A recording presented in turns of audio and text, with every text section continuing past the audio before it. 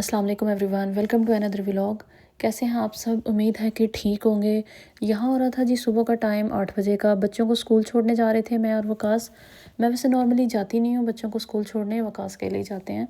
लेकिन चूँकि मुझे वापसी पे ग्रोसरी करनी थी तो इसलिए फिर वो कहने लगे कि मेरे साथ ही चलो, वापसी पे वहाँ से ही ग्रोसरी कर लेना, बाद में फिर मैं काम पे बैठ जाऊँगा तो मेरे पास टाइम नहीं होगा। अभी मुझे ड्राइविंग नहीं आती तो इसलिए फिर मुझे अगर ज़्यादा चीज़ें ज़्यादा सामान लाना हो तो फिर मैं उनके साथ ही गाड़ी में जाती हूँ। अदरवाइज़ छोटी मोटी चीज़ों के लिए जो है वो मैं साइकिल पे भी चली जाती हूँ। मेरा वैसे चल रहा है, मैंने थ्योरी एग्ज़ाम जो है वो अपना अल्हम्दुलिल्लाह पास कर लिया हुआ है, लेकिन अब मेरा प्रैक्टिकल एग्ज़ाम जो है वो होना है। तो मेरी कुछ दिनों में जो ड्राइविंग क्लासेस है वो स्टार्ट हो जाएंगी इंशाल्लाह, और फिर ये वाला काम जो है इसको भी हम कर लेंगे। खैर ये देखें जी, ये है हमारा सिटी सेंटर। यहाँ से गुज़र के ही हम लोग जाते हैं। उमर का स्कूल घर से थोड़ा दूर है, तो बहुत बड़ा नहीं है ललिस्ताद, बिल्कुल छोटा सा है। आप इजीली 15-20 मिनट में गाड़ी पे बैठ के सारा घूम सकते हो। एम्स्टर्डम जितना बड़ा नहीं है। पहले हम वहाँ पर रहते थे तो वहाँ की तो खैर बात ही अलग है, लेकिन ये है कि अब ललिस्ताद भी, अब यहाँ भी दिल लग गया हुआ है। काफ़ी पुरसकून जो है वो शहर है। अब चूँकि हम यहाँ रहते हैं तो अब हमारा यहाँ पर दिल लग गया हुआ है।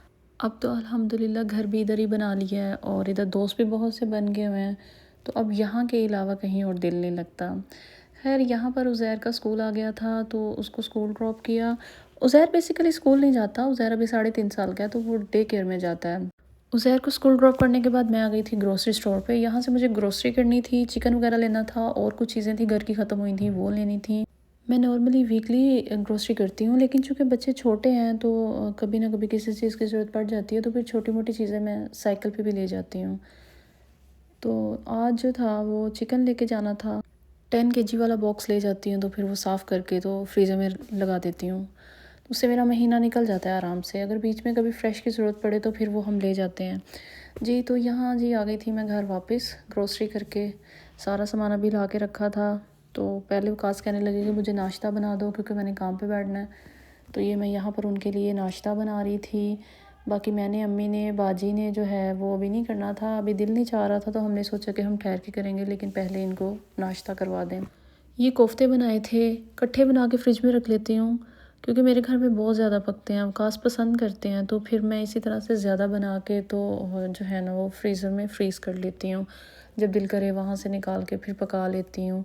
आप रोज़ रोज़ बच्चों के साथ इस तरह से ज़्यादा टाइम टेकिंग वाली कुकिंग नहीं कर सकते, इसलिए मेरी कोशिश होती है कि मैं ज़्यादा जो है वो चीज़ें हाफ़ प्रिपेयर्ड करके ही फ्रिज में रखूँ ताकि मुझे बनाने में ज़्यादा टाइम ना लगे।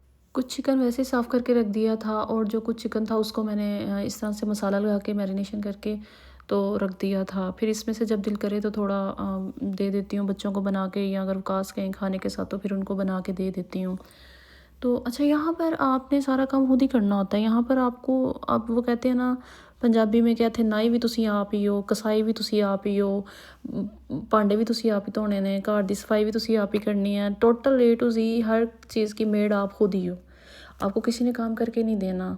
मैं पाकिस्तान वाली अपनी मेड को शुरू में जब मैं यहाँ पर आई थी ना, तो मैं अपनी मेड को बहुत मिस करती थी। हर काम में मैंने वकास को कहना कि यार मुझे रुखसाना की बहुत याद आ रही है।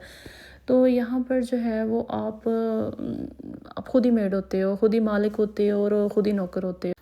यहाँ मैंने कोफ्तों की ग्रेवी तैयार कर ली थी। कोफ्ते जो थे उनको मैंने लाइट सा फ्राई कर पहले कर लिया था, बाकी मैंने उसको ग्रेवी में भून के तो उसके बाद थोड़ा पानी डाल के पका लेना था। और साथ मैंने बनाने थे ज़ीरे वाले चावल। रोटी के साथ भी खा लेते हैं, लेकिन ज़्यादा जो है वो चावल के साथ वकास पसंद करते हैं जी। तो कुकिंग मेरी हो गई थी, काम भी मेरा सारा हो गया था। चिकन वगैरह जो था वो 10 kg मैंने साफ़ कर लिया था और उसको फ्रीज़र में रख दिया था।